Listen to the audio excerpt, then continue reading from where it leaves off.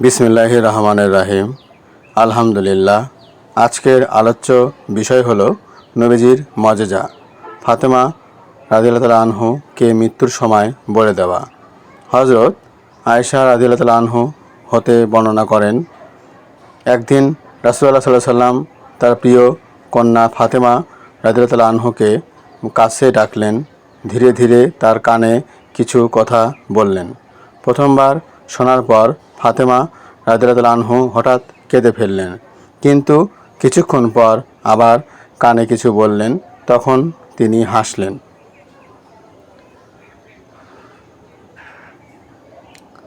সাহাবিয়ারা বিস্মিত হলেন, আসলে কি ঘটেছিল?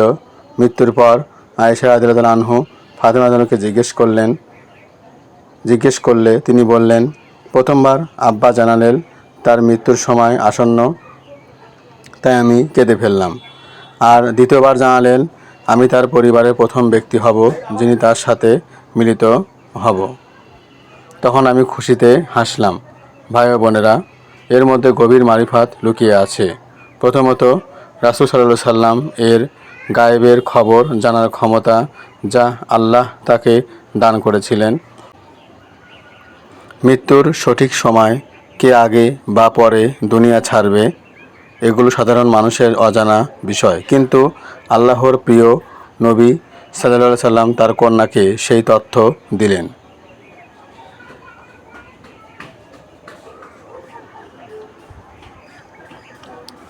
দ্বিতীয়ত, নবীজির স্নেহময় সম্পর্ক।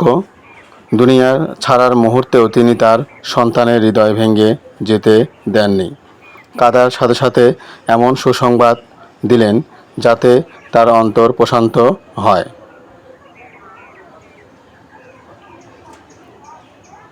তৃতীয়ত, এতে শিক্ষা হলো মৃত্যু মুমিনের জন্য বিচ্ছেদ নয়, বরং প্রিয়জনের সাথে মিলনের সেতু। ফাতেমা রাদিয়াল্লাহু তাআলা আনহু জানলেন মৃত্যু হবে তার রাসূলের সাথে পুনর্মিলনের উপহার।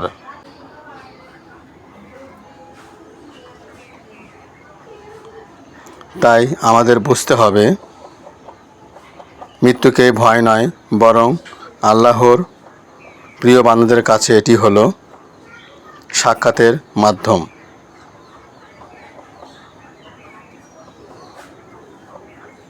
আল্লাহ আমাদেরও নবীজি সাল্লাল্লাহু আলাইহি সাল্লামের সান্নিধ্যে জান্নাতে মিলিত করুন। আমিন।